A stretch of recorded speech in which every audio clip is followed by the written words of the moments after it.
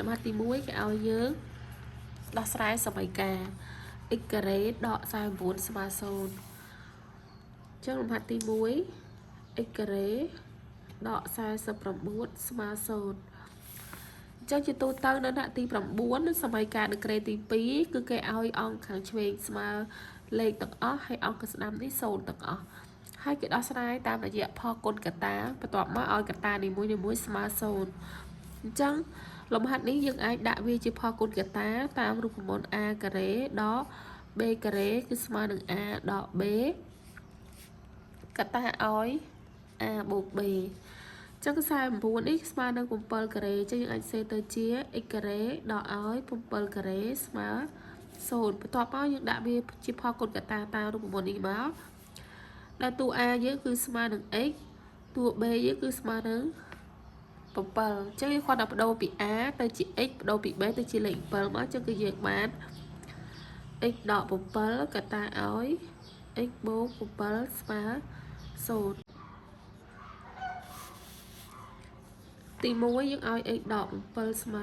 0ចឹងយើងទាញរក x x ស្មើ7ទី2យើងឲ្យ x បូក7ស្មើ0ចឹងយើងទាញរក x x ស្មើដក7ចឹងចម្លើយវាមាន2គឺស្មើ7មួយគឺស្មើដក7មួយចឹងចម្លើយត្រូវនឹងអក្សរខឲ្យយើងគណនាកន្សោមឬ2បូកឲ្យឬ2ដក3ឬ2ចឹងដើម្បីគណនាកន្សោមនេះគេគ្រាន់តែយកបូកមេគុណវាបញ្ចូលគ្នាមកចឹងតួទី1នេះមេគុណវា1តួទី2នេះមេគុណវា1ដែរតួទី3នេះមេគុណវាដក3ហើយយើងរក្សាឬ2នេះទុកដដែលហើយយើងបូកតែមេគុណមក1បូក1 2 2ដក1នៅ2ដក3នៅសល់ដក1អញ្ចឹងសល់ដក1យើងមិនសេ1ទេសេតែដកហើយសេរ៉ាឌីកាមកវិញដដែលអញ្ចឹងចម្លើយវាគឺត្រូវនឹងអក្សរកអញ្ចឹងលំហាត់ទី3គេឲ្យយើងដាក់កន្សោមជាផលគុណកតាចឹងយើងមើលលំហាត់របស់យើង 8x ការ៉េដក50ជាទូទៅការដាក់ជាផលគុណកតាមានច្រើនវិធីវាអាចចូលរូបមន្តអាចគុណខ្វែងឬក៏អាចចាប់ជាកតារួមឥឡូវយើងមើលលេខបត់យើងនេះយើងអាចចាប់ជាកតារួមយើងអាចចាប់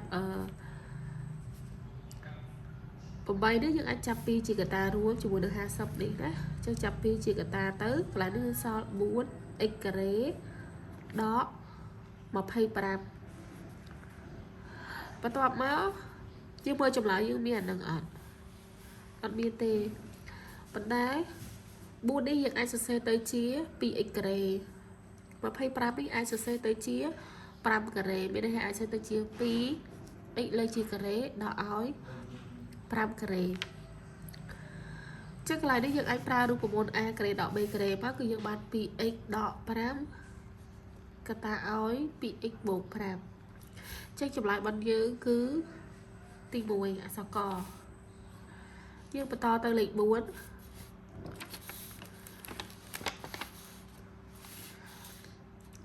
លេខ4គេឲ្យរង្វង់2ដែលមានកាំរាងគ្នា a ស្មើ8និង a' ស្មើ5សង់ទីម៉ែត្រហើយ OO' ជាចម្ងាយរវាងផ្ចិតទាំងពីរដែលចម្ងាយ OO' នោះគឺស្មើនឹង 2x បូក1គេឲ្យយើងគណនាតម្លៃ x ដើម្បីឲ្យរង្វង់ប៉ះគ្នាចឹងយើងមើលសិន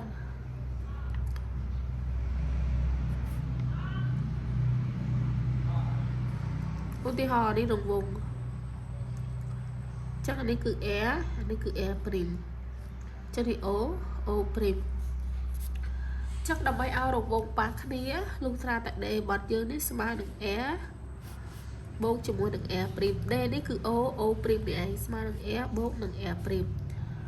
ចឹងយើងមើលលំហាត់យើងចឹងយើងដាក់មក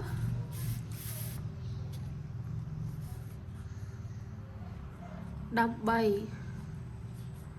ឲ្យរង្វង់ប៉ះគ្នាលុះត្រាតែ OO' នេះស្មើនឹង a បូក a' OO' នេះយើងស្គាល់គឺ 2x បូក1 a នេះមិនយើងស្គាល់ដែរគឺ8សង់ទីម៉ែត្រអញ្ចឹង8បូកឲ្យ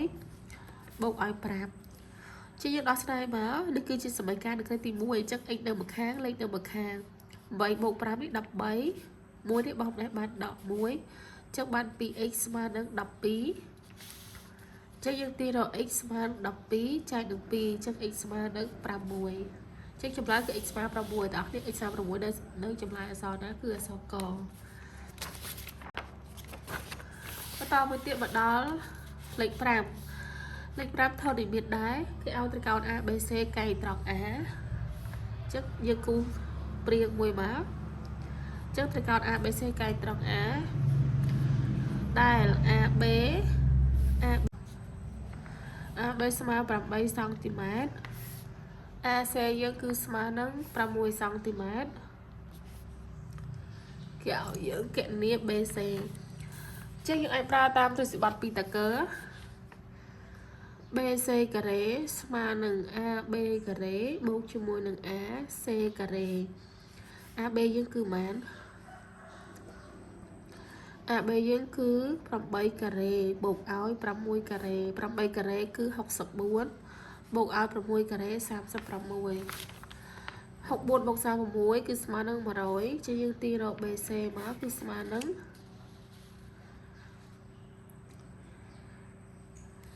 ឬការ៉េនៃ100ឬការ៉េនៃ100បញ្ចេញមកគឺបាន10សង់ទីម៉ែត្រចឹងចម្លើយរបស់យើងគឺ10សង់ទីម៉ែត្រណាយើងមក10សង់ទីម៉ែត្រនៅណាលើអក្សរខ